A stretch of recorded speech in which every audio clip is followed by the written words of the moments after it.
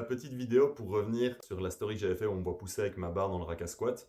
Qu'est-ce que c'est que ça? En fait, c'est de l'isométrie en overcoming. Donc, qu'est-ce que ça veut dire? Ça veut dire que tout simplement, on va essayer de pousser contre quelque chose qui ne va pas bouger. Donc là, je suis dans les sécurités du rack à squat. Ça peut marcher pour un bench press, ça peut marcher pour un deadlift, ça peut marcher pour plein de mouvements. C'est assez, pas simple, mais c'est assez facile à réaliser.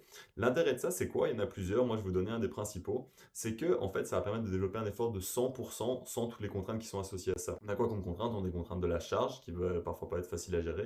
On va avoir les contraintes surtout de la technique. C'est-à-dire qu'en fait, un débutant, typiquement, va pas être capable de mettre un effort de 100% dans certains angles de son mouvement, voire même à aucun angle de son mouvement. Donc là, on va être capable de chercher un effort de 100%. C'est ça qui va être très intéressant. Ce qui va être intéressant d'autre, ça permet de travailler certaines parties du mouvement. Donc là, en fait, on me voit dans le rack à squat en train de travailler une partie de mouvement qui va être plus intéressant pour la détente verticale, qui va être intéressant pour des sauts comme dans le basket, le football, le volley. Ça va être intéressant pourquoi? Parce qu'en fait, typiquement dans le, entre guillemets, le max d'amplitude qu'on va chercher dans un saut en pratique. Ça veut dire quoi? C'est-à-dire que quand je vais sauter dans un match, je vais pas faire un full squat, je vais juste faire une légère flexion de jambe. Là, c'est ce que j'essaie de reproduire. Donc là, ça va être de développer un maximum de force à partir de ce point-là pour me permettre d'avoir quelque chose de facilement transférable dans mon sport. Qu'est-ce que ça a d'autre comme intérêt? Travailler en isométrie overcoming, ça va être aussi la connexion cerveau-muscle qui va être très intéressante pour permettre justement de venir mieux sentir certains muscles qu'on voudrait travailler.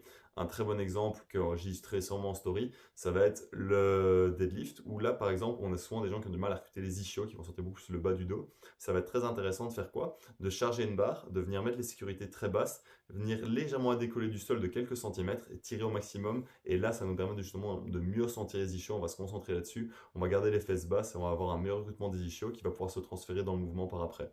Troisième autre effet, qui est un peu plus abstrait, qu'on ne va pas mesurer directement, ça va être ce qu'on appelle le PAP, donc le Post-Activation Potentiation. Donc là, ça va être au niveau d'un changement plus profond du muscle, du recrutement des fibres, qui va être plus intéressant vers certains sports. Donc ça permet d'aller vers des efforts de force, d'explosivité. Donc on va changer un peu le type de fibre. C'est un effet qui va se faire plus sur le long terme et qui est forcément moins mesurable directement, mais qui a été mesuré dans pas mal d'études. Au niveau de la réalisation de ça, si c'est quelque chose qui vous intéresse, vous avez envie de transmettre ça dans votre entraînement, ça va avoir beaucoup de bénéfices pour la préparation physique, mais ça peut être intéressant dans d'autres types d'entraînement.